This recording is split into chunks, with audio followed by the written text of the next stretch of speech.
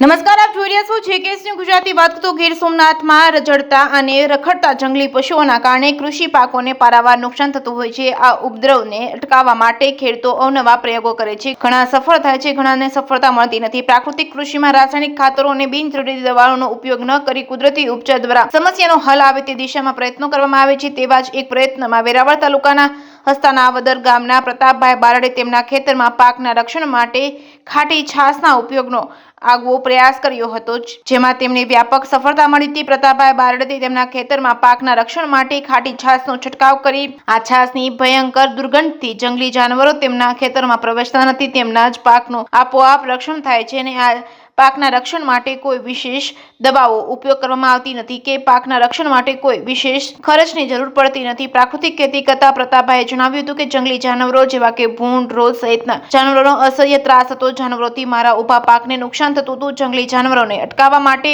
વાડ, વંડીઓ તેમજ શેઢાની ફરતે ફેન્સિંગ લગાવવા સુધીના પ્રયત્નો કર્યા હતા, પરંતુ તેમની સંપૂર્ણપણે અટકાવવામાં સફળતા મળી ન હતી. પરંતુ જ્યારે મેં ખાટી છાશનો પ્રયોગ શરૂ કર્યો છે ત્યારથી મારા ખેતરમાં આ જાનવરો આવતા બંધ થઈ ગયા છે. જેકેએસની ગુજરાતી સાથે મહેશ વાજા, સોમનાથ.